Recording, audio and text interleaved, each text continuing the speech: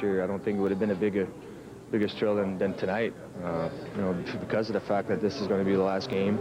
I had great thrills in Montreal, winning the Stanley Cup and playing my first game here, but you don't close a forum too many times in a career, so... No, you close it just once, and anyone lucky enough to be at tonight's game is in for a memory of a lifetime.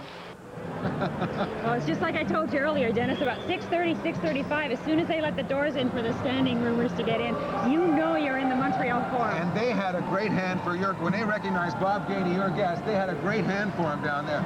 All right, give him another hand to Bob Gainey. No? All right, can't hear us. There you go. Not on command. Not on command. So, of course, Bob Gainey really needs no introduction. He's a current member of the Hockey Hall of Fame, also inducted into the Canadian Sports Hall of Fame. Longtime member of the Montreal Canadiens, Bob. Sort of coincidental, I guess, that you're general manager of the Stars and you're in here tonight. Well, I thought I might be coaching tonight, but that didn't work out. Our organization was excited when we found out that there was a shift in dates and we were going to be the team that plays here. We have 4 or 5 other members of our organization who are ex-Montreal Canadiens. Mike Lawler and Guy Carbonneau and Brent Gilchrist, Craig Ludwig. Yep. So we've got a good contingent here, and I think it's going to be a great game tonight. So it's a little difficult for you to separate the game and the hype and tell those guys, you guys need to get into the playoff race here. And so a win is as important for you guys as it is for the Canadiens tonight. Certainly, yeah. And I think that's what will make it such a good game tonight, that both teams are good teams and both teams are playing pretty well right now. I had most of my fun yesterday and today, got back to work as a general manager for our team, and I'm looking forward to the game tonight. There's a lot of other things going on, but I think the game is going to take center stage. So tell us a little bit about that fun. I know you scored a good goal there yesterday in the Old Timers game. What was that like to be back with the guys in the room and then the legends before you? An excellent experience. Well, it was. We had a lot of fun, and I think the people that were at the game added to it. Most of the players that played I've seen off and on, some a little more regularly than others, but it's nice to see those guys, like you see a Cornway, and if you dust him off a little bit, he's just about as good as he was, and it's a thrill to watch those guys skate and play. Okay, thanks very much, Bob Gainey. Thank you, Caroline, and thank you, Bob Gainey. The Forum, in about an hour, the game starts here, but at the Centaur Theatre, in just a minute or two, Premier Lucien Bouchard is going to be starting his speech to Anglophones in Quebec, and we are going to bring you live coverage of that speech. As a matter of fact, I can't hear what's going on, I'm being told to do because of the standing room only, but we're going to go to the Centaur Theatre, and we're going to go to Lucien Bouchard, the Premier of Quebec, who's about to begin his speech. Ladies and gentlemen, distinguished guests. Mesdames et messieurs, distingués invités, j'espère que le choix de ce théâtre ce soir n'est pas relié à l'impression que certains ont que les politiciens sont plus des comédiens que les vrais gens. Merci à vous tous d'être venus. Je suis très heureux d'être ici ce soir. On me dit que cette rencontre constitue une première. C'est la première fois qu'un premier ministre du Québec invite un aussi large segment de la communauté anglophone québécoise à le rencontrer. Et quelle meilleure place pour le faire qu'ici, au Théâtre Centaur, l'un des hauts lieux culturels du Montréal anglophone.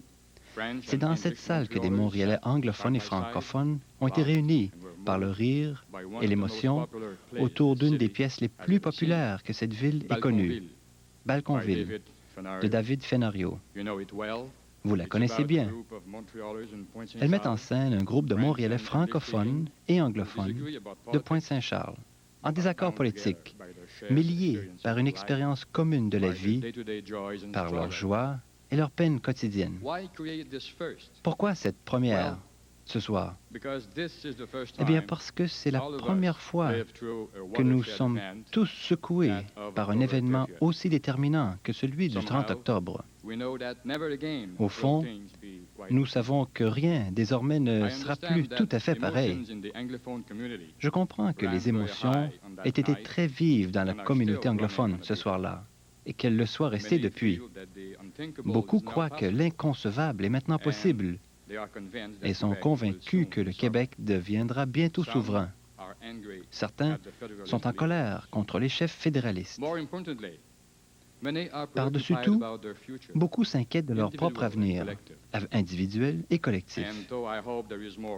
Et j'espère qu'il y a plus de rumeurs que de vérité derrière les histoires qu'on entend au sujet des gens qui liquideraient leurs affaires ou se prépareraient à déménager.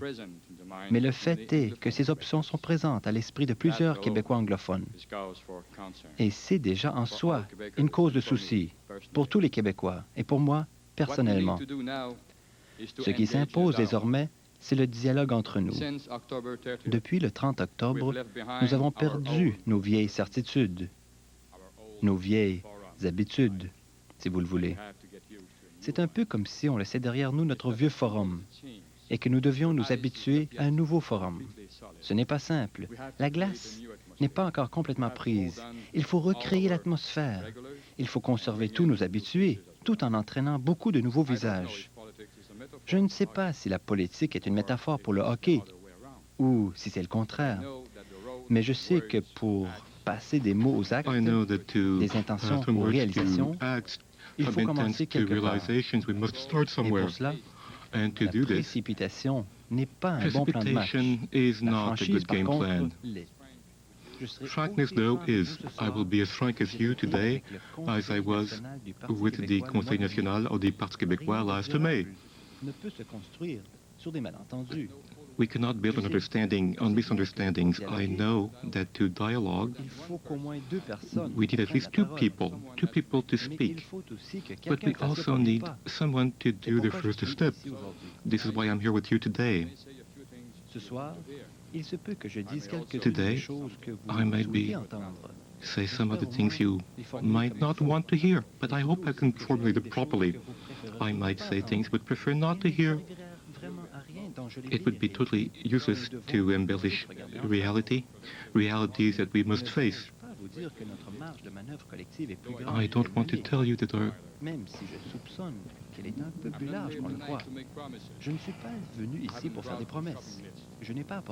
I'm not aware of the many real problems facing the English-speaking community. I'm very much aware of your concerns about the reforms to our healthcare services in Montreal and Quebec City, about enrollment in schools and the need for a greater input in school curricula, about cash-strapped cultural institutions, about the desertion of rural Quebec by English youth. What strikes me is that most of these problems are similar to those of the French majority. Together, we will work through these difficult times, and we all need a commitment to arrive at a consensus. One thing I can say, for instance, is that linguistic school boards is an idea whose time has come. Je voudrais dire en français que je considère important à cette étape délicate de notre vie collective. In French, that I consider important at this delicate stage that a leader of a sovereignist party can speak directly to an Anglophone audience as did René Lévesque. In October, the referendum aftershock was lived very harshly by several of our Anglophone citizens. That is understandable.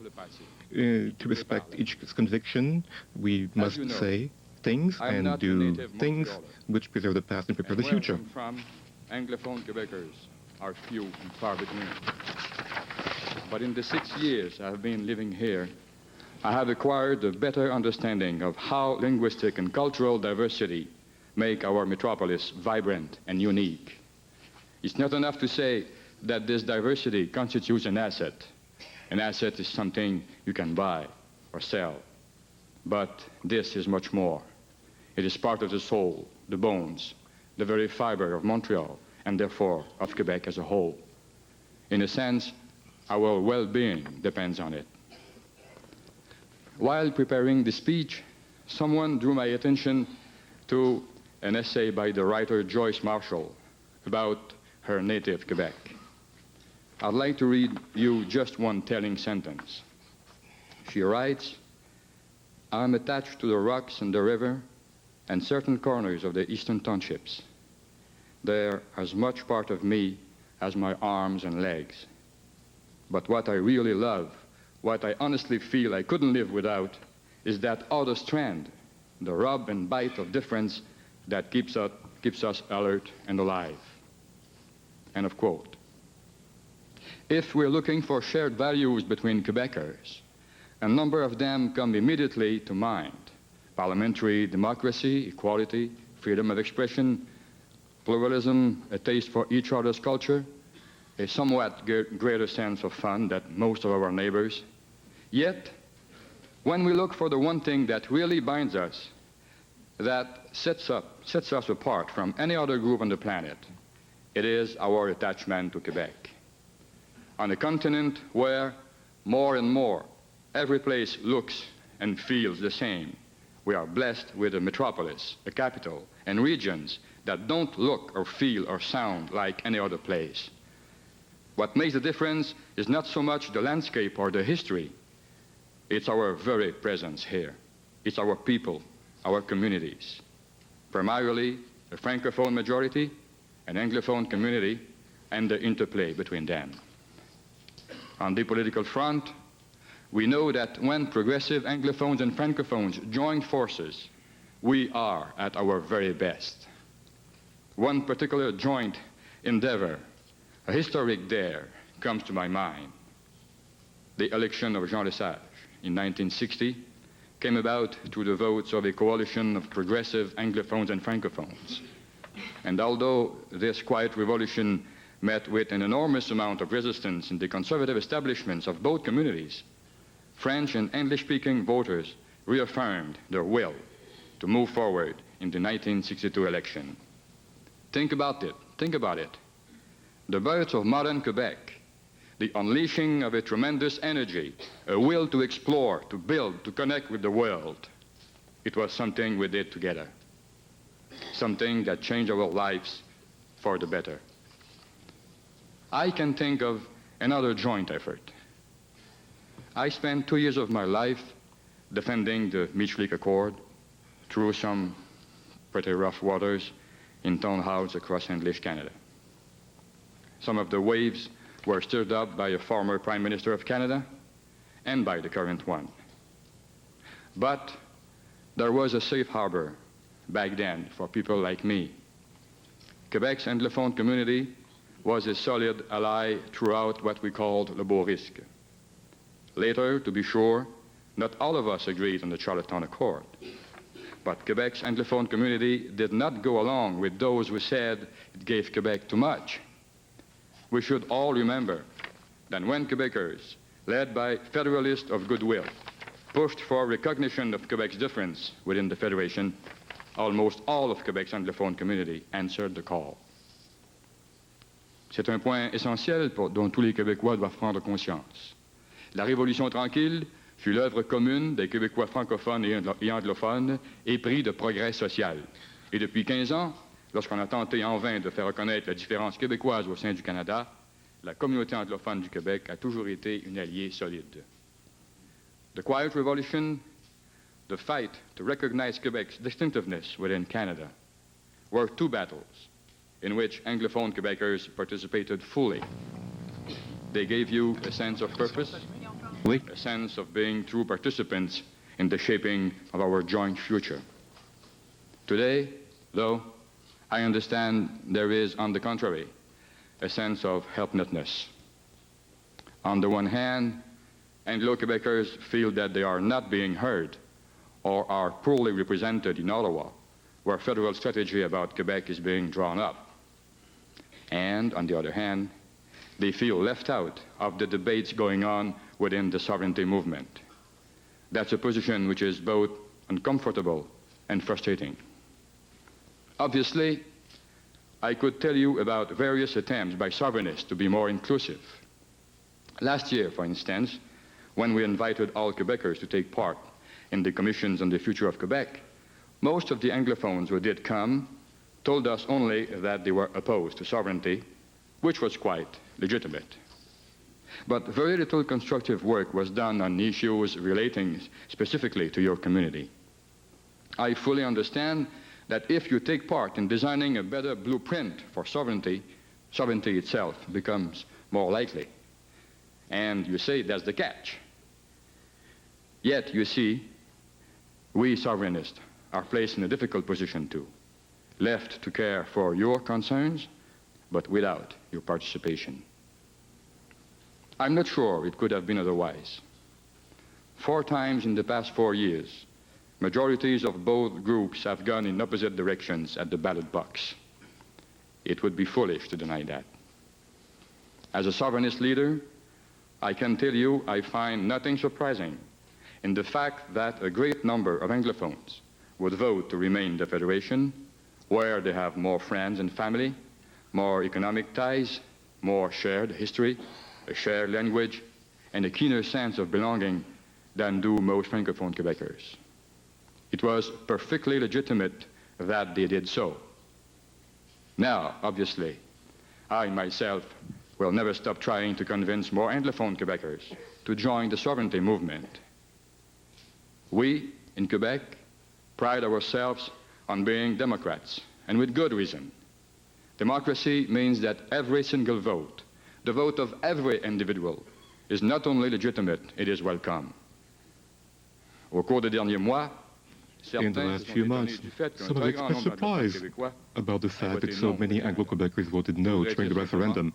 I would simply like to state that they have voted according to their conscience. Most of our Anglophone Quebecers have a greater sense of belonging to Canada than most Francophones. Their choice during the referendum was not surprising. It is quite respectable.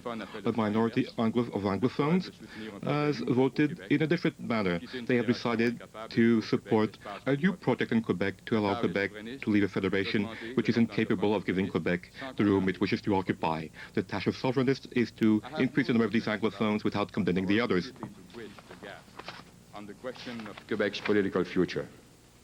And I hope that once that debate is behind us, Anglophones and Francophones alike will be able to forge new alliances from left to right to green, right across the political spectrum. When that happens, we will be able to echo Jean Lesage and recruit as cabinet ministers 2, 3, 4 members of the Anglophone community. We'll be able to draw from the pool of talent and dedication found there. Some would suggest that the solution is to simply forget about sovereignty. In Quebec, that would be tantamount to saying, forget about hoping for spring. I could counter with the solutions is to stop advocating federalism, which would be equally foolish. The fact is that this question will be decided democratically through a referendum. There will be a majority, and events will unfold. So there's no quick fix to our predicament. We know that at some point in the future, we will once again enter this great debate. Until then, however, we must take all steps to forge the bounds between us. In a sense, looking beyond our differences and without denying them, we must be mindful of our social fabric and work to make it strong enough to sustain whatever tensions the future might hold. As a Francophone, I am deeply troubled when I hear that Anglophone neighbors on the street next to mine have such a deep fear of living in a country called Quebec that they would prefer to erect ethnic boundaries. We all know that partition shifts our differences from the democratic plane to another one that is much more disturbing. I am heartened to read and hear about efforts by other Montrealers, very staunch federalists in fact, who are instead reaffirming their faith in our shared ability to live through the changes to come as members of the same unique society. In a recent column, Josh Reed pointed out that in the partitionist dream, Schwartz's would be on the French side of Checkpoint Charlie. That's a compelling argument against partition, if ever I saw one. Fred correctly noted that, and I quote, "The thing that makes Montreal special is the mix of French, English, and other people sharing the streets as warmly as any place on earth. If we lose that mix, it won't be the same city anymore. Anglophones won't have to leave Montreal," he wrote. "Montreal will leave us." and I agree with his conclusion. I'm not sure the partitionists would like to live in the place they're trying to create. As a sovereignist and as a Premier of Quebec, I believe I have a responsibility to reaffirm our solemn commitment to preserve the rights of the Anglophone community, now and in a sovereign Quebec. Control over schools, colleges, and universities, access to the courts and government in English, availability of health and social services in English, public broadcasting in English. If there is a will to do so in the Anglophone community before the next referendum, we can see how they should be entrenched in the Constitution of a sovereign Quebec. That, to my mind, is the very best insurance policy. Now, this is not a question of reassuring non-Francophones. Rather, it's a question of being clear and straightforward about life after a yes vote. When I was a federal cabinet minister, I was responsible for the Official Languages Act. I had to lend support to Francophone minorities in the West in their unending battles just to have power over their own school boards. The most painful battle was trying to help Francophones who had no access to health services in their own language. Some of these people had to live on their last days in institutions where the staff around them could not understand a word they said. I'll be honest, it made me angry. And I want to say here tonight, with all the energy I can muster, that never, ever will there be in Quebec anything remotely resembling that kind of situation. Both the Anglo community and the individuals who make it up have rights. They have institutions, dignity, and strength that the government of Quebec will protect and preserve, both for its own sake and as an example for other minorities in North America. When you go to a hospital and you're in pain, you may need a blood test, but you certainly don't need a language test. The federal government can also take a few steps along the path of responsibility. I'm glad to hear that talk about the use of force is disappearing from the federal discourse. Wiser heads have prevailed. As a former negotiator by trade, I can tell you that when these agreements arise that seem at first to be irreconcilable, there is a whole storehouse of mediation and arbitration methods, of cooling off periods, national, international settlement mechanisms. And if by chance they can't be found, then others can be devised. We are a nation that for a long time was made up of teachers, lawyers, and merchants. I have no doubt that we will find within ourselves the means to come to reasonable, peaceful solutions. For us, Quebecers, there is simply no other way. Unfortunately, some damage has already been done. And if we are not careful, further damage could come about. We know that the new federal minister for immigration has been looking at ways to ensure that after sovereignty, Canadian citizens living in Quebec and who wish to remain Canadian citizens would be denied that possibility. I very much doubt this is feasible, but if it were, it would be a ruthless move that would fuel the anguish of the very Quebecers who are most attached to Canada. Quite bluntly, in the name of peace, order, and good government, Ottawa would be wise to abandon such a short-sighted policy. A step that both sovereignists and federalists can take is to be more careful in what we say and do, be more mindful of each other's beliefs and symbols.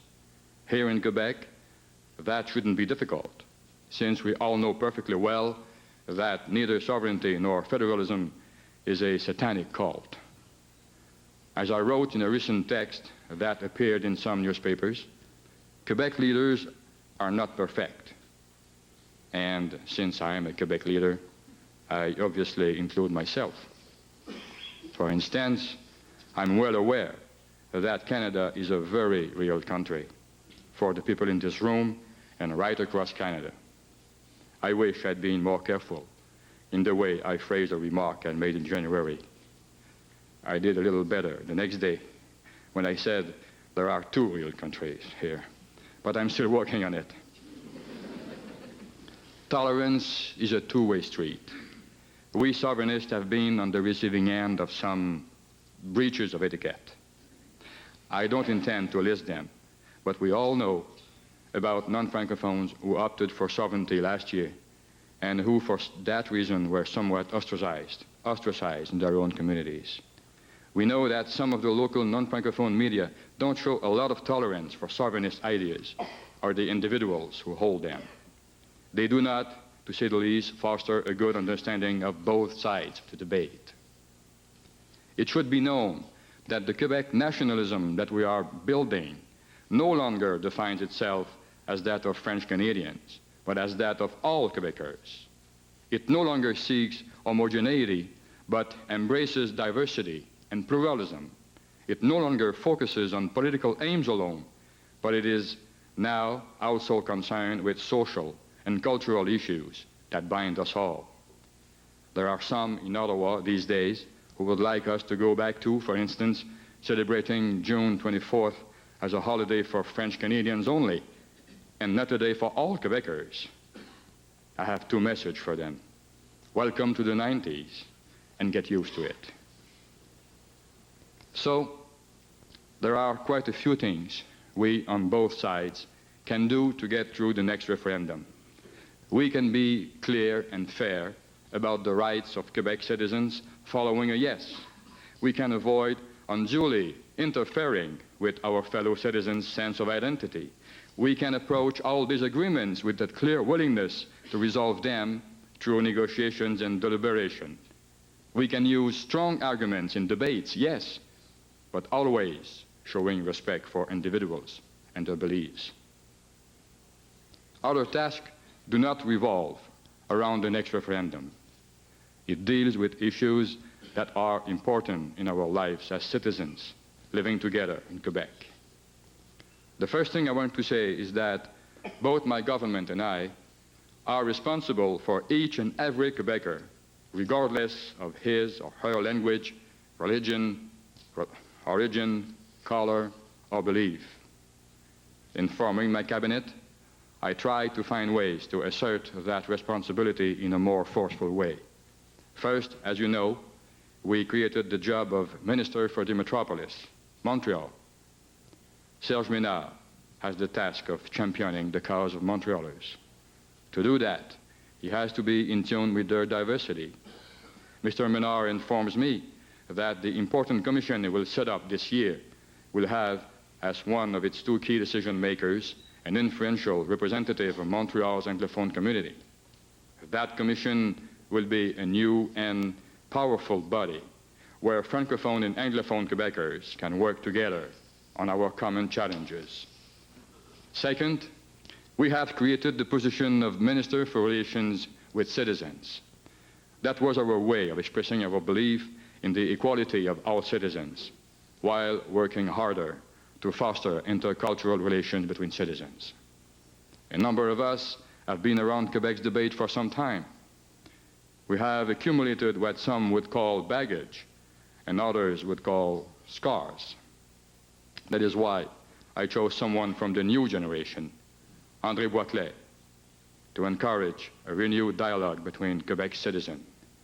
We need a new, forward-looking approach, and we intend to leave battles of the past to the historians or former politicians.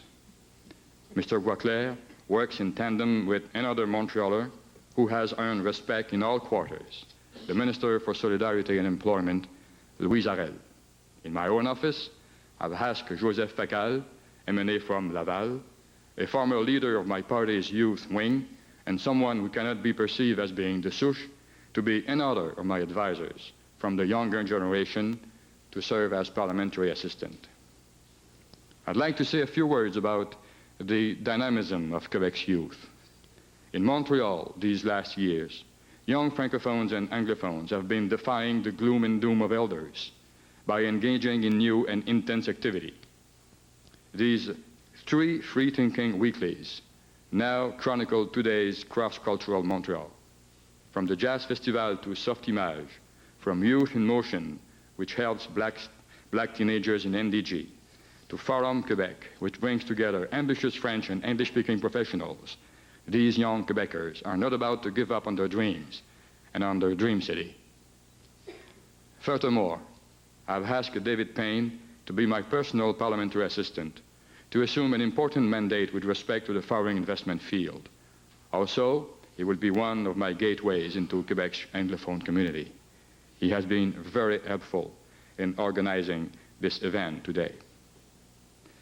As you can see, I have tried as much as possible to deploy a good set of antennae into non-Francophone Quebec and to empower the Montreal area itself. The underrepresentation of Anglophones in the public sector is a very real problem, and I'm very glad, however, that Anglophones' appointments to government bodies are more numerous than before. Greta Chambers, Charles Taylor, Gary Caldwell, Judith Newman, Michael Finstaff, Daphne Castle, Larkin Kerwin, Anne McLaurin, Bill Shabas, Richard French, and dozens of others have been appointed in recent years to important bodies that advise on and administer various aspects of Quebec's collective life. Appointments like these should become routine. I'd like to take a moment to salute the appointment of Judge Alan B. Gold to investigate possible irregularities during the last referendum. With a rate of participation of 94% in this last vote, democracy is our one true safety net, and it must be as robust as any of our debates. Following the referendum, I know the Anglophone community has been particularly concerned about the number of rejected ballots in some Montreal area ridings. As we know, we moved promptly to approve a redesigned ballot so as to eliminate in future any nonsense about certain X's being too pale or not straight enough. And I'm glad it was in my riding of Jonquière that on January 19, we tested the new ballot on which the voters' intentions leave no room for creative interpretation, with only 1% of ballots rejected. That's the kind of clarity we'll have in the next vote, in every riding. Our ability to bring more Anglophones into decision-making positions stems from the fact that more Anglophone Quebecers than ever are now bilingual and biliterate. And though I say more than ever, I know many parents would like it to be truer still. By the same token, Francophone parents and students throughout Quebec are demanding better teaching of English. This is a welcome development, and I know the concerns of both groups are important matters for the ongoing work of the États généraux de l'éducation. Already, as you know, in all of North America, Quebec is the area that has the greatest proficiency in a second language. We must make sure we hold on to the economic edge this gives us. I want to build on Quebec's ability to create a vibrant culture that is an eloquent reflection of our collective life. In Quebec and in the metropolis, French is our official and common language. It is unique, but it is not alone. Nothing pleases me more than to know that a great many Quebecers, if they so choose, have the ability to enjoy at least two major cultures in their original versions. And I'm told that French and English readers actually meet and converse in bookstores such as Coles and Renaud-Bré. Something else about today's Quebec that makes me happy is that we've left behind some old hang-ups about the second language. It's becoming hard nowadays to find an Anglo who feels it's beneath him to learn and to speak French, just as it's becoming hard to find a bilingual Francophone nationalist who doesn't welcome opportunities to practice his or her English. We all applaud when Harry Stanjovsky lands a starring role in a popular téléroman, or when Céline Dion has another hit, whether in English in LA or in French in Paris. It wasn't always like this. What has happened, I think, is that linguistic tolerance has sneaked up on us while we were busy with Meach, Charlottetown, and the referendum. We were too busy debating to celebrate it. Now, I would like to share with you some of my thoughts on the language question. As we await a new report, an X-ray of the linguistic situation. As I told the Conseil National of the Parti Québécois last month, I believe there was a time when the language debate might have been a zero-sum game, that if there were winners, there just had to be losers. But now, I think that for the most part, we have left these old language barricades behind. In my opinion, in the language debate, Quebec's two major linguistic groups have graduated from the era of upheavals and have entered an era of mutual interest. In order to enjoy the cultural mix and the opportunities we have today, each group needs the other, if it is to enjoy good health and a measure of comfort. Sustaining the French language in North America will always be a challenge. It will always need close attention. Sustaining French in the Montreal area will always be an even greater challenge. Last year, we expressed concern about the decline in the proportion of Francophone families living on the island of Montreal. If, as some demographers predict, Francophone households become a minority within a few decades, that would seriously hamper Montreal's already limited ability to integrate a clear majority of newcomers into the Francophone mainstream. Obviously, having French as the official and common language in Quebec and in the metropolis is essential.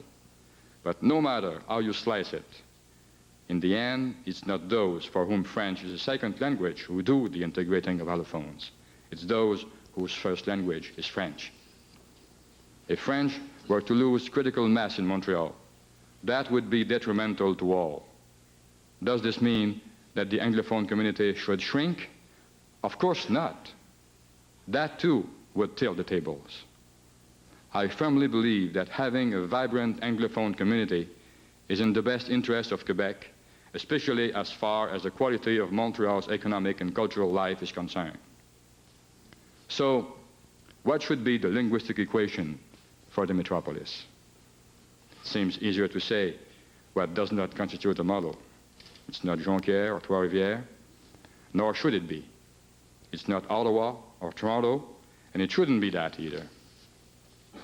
Basically, on the language issue, what we have here is a democratic society working through a very difficult and unique problem and arriving, in a sense, at a shared accomplishment over time and in a politically bipartisan fashion. We've come a long way, and that's something to be proud of. We have here, in a sense, a francophonie. Close to 95% of Quebecers can carry on a conversation in French. Accents vary, but for most, it's their first language. For others, it is their second or third. But this is, in itself, quite a feat. And this gives us the answer to our question about Montreal. It is, and shall be, a North American Francophone metropolis with an essential English-speaking component that shapes its history, its character, its culture, and its future. A Francophone metropolis that is the heartbeat of modern Quebec and thrives on the mixture of cultures and styles. I will stop short of saying it is world-class. We will leave that to our neighbors. But we should pride ourselves here in being one of the planet's most original crossroads. There is much more to be said about the greater diversity of Montreal, both inside and outside the two main linguistic groups. More to be said about the First Nations and their rights. But with your permission, I'll leave that for another day. On other issues, the course we are taking this year is difficult, but necessary. To create opportunities in the long run, we have to get Quebec finances in order and get Quebec's economy back on track. We need to empower Montreal and the regions of Quebec, and we have to give our educational system the overhaul it badly needs. These are tasks that call for cooperation between all Quebecers, no matter what side they were on last October. If we succeed in these joint endeavors, there will be plenty of opportunities afterwards to put whatever spin we choose on what we've done. For some, Our successes will prove that Quebec can do everything it wants inside Canada, and others will say that our successes prove that Quebec has no further need of Canada, that it has outgrown it. Creativity is one of the great assets of our political life. It's something we'll never run out of. A few days ago, as I walked in Montreal, I saw in downtown a graffiti which says something about the need for Anglos to go home. I wondered what it was meaning. And then I realized that the monument was in the middle of the business district where commuters converge close to the Gare Centrale at the end of a hard day's work to go back to see their family. So I figured the graffiti was the work of a Montrealer who knew something about the economic contribution of Anglophones working in the business district, in downtown offices. Must have been a Friday afternoon at around 5 o'clock when this Montrealer decided to express his wish to see those hard-working Anglophones stop putting in so much overtime and go back home to enjoy a weekend. There's no other logical explanation.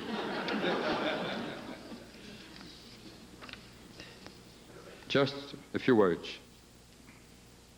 When the time comes, during the next debate on our future, when tempers flare up again, as they certainly will, when nationalist or federalist rhetoric makes us cringe, it's good to know there is one unalterable truth we can cling to, the knowledge that in the end, we are all Québécois.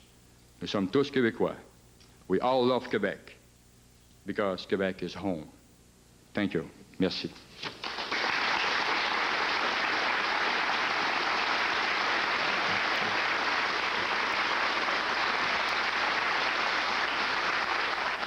Premier Lucien Bouchard finishing his speech to Anglophones at the Centaur Theatre tonight. Our apologies, we had a little bit of problem getting the right feed out of the Centaur to get the English and then the translation of the French. We finally got it. I hope you will accept our apologies for that. The purpose of that speech at the Centaur was to help heal post-referendum angst among Anglos and try to start a dialogue with the Anglophone community in Quebec. Well, in studio with me tonight are Christopher Ross, who's a professor of management at Concordia University, Risa Teitelbaum, president of the Quebec region of the Canadian Jewish Congress, but they're both here on their own, speaking for their own views. I know I've watched you both make a lot of notes during this speech once I got here from the forum.